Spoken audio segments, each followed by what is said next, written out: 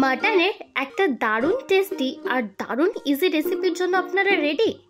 আজকে আমরা বানাবো মাটন মশলা, যেটা বানানো খুবই সহজ, খেতে তো দুর্দান্ত। সানডে স্পেশাল মাটন একদম জমে ক্ষীর হয়ে যাবে। নমস্কার, আমি সুমি আর আপনারা দেখছেন মামনির রান্নাঘর। ওয়েলকাম টু মামনির রান্নাঘর।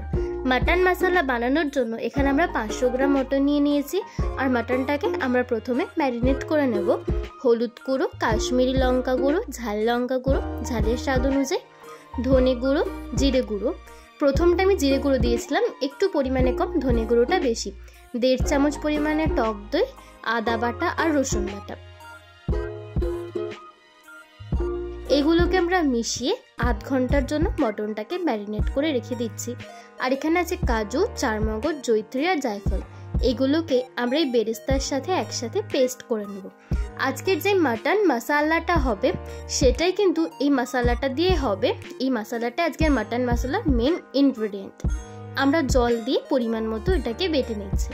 আর টমেটোটাকে আমরা পিউরি করে নিয়েছি। তাহলে চলুন এবার রান্নাটা শুরু করা যাক। তেলে আমরা ফোড়নে একটা তেজপাতা, দারচিনি দিয়ে 2-1 বার নেড়ে চেড়ে ম্যারিনেট করে রাখা এই মাটনটাকে দিয়ে 10 মিনিটের জন্য আমরা মাটনটাকে লো টু মিডিয়াম আঁচে কষিয়ে নিয়েছি। মাটনের কাঁচা ভাবটা অনেকটাই কেটে গেছে আর মশলাটা খুব সুন্দর কষানো হয়ে গেছে। এই পর্যায়ে আমরা দিয়ে দিলাম টমেটো বাটা। টমেটো বাটাটা দিয়ে আমরা আরও কিছুক্ষণ কষিয়ে নিয়ে আজকের আমাদের মাটন মশলার মেন ইনগ্রেডিয়েন্ট রেডি করে রাখা এই মশলা বাটাটা আমরা দিয়ে দিলাম।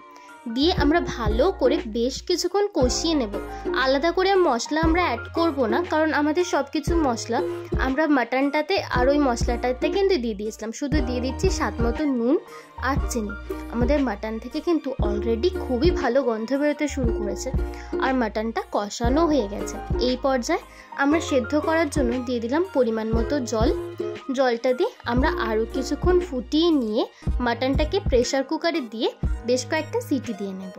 যতক্ষণ মাটনটা সেদ্ধ হচ্ছে, আপনারা যদি আমাদের চ্যানেল মামনির রান্নাঘরকে এখনও সাবস্ক্রাইব না করে থাকেন তাহলে চটপট সাবস্ক্রাইব করে ফেলুন, কারণ এই চ্যানেলে সহজ সহজ রান্না খুব সহজভাবে আমরা আপনাদের জন্য নিয়ে আসি। মাটনটাকে আমরা 3 থেকে 4টে সিটি দিয়ে নিয়েছিলাম। মাটনটা সিটি দেওয়ার পরে আমরা কড়াই আবার ট্রান্সফার করে নিয়ে আরেকটু ফুটিয়ে নিয়েছি। তাহলে দেখি এবার মাটনটা সেদ্ধ হয়ে গেছে কিনা আর নুন ঝাল সব ঠিক আছে কিনা।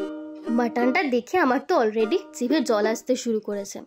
খুব সুন্দরভাবে মাটনটা ছেড়ে যাচ্ছে, মানে মাটনটা পারফেক্টলি সেদ্ধ হয়ে গেছে আর নুন ঝাল একদম ঠিক আছে। এই রেসিপিটা আমাদের আজকে কমপ্লিট হয়ে গেল। ভালো লাগলে লাইক, কমেন্ট এবং share. Thank you for watching.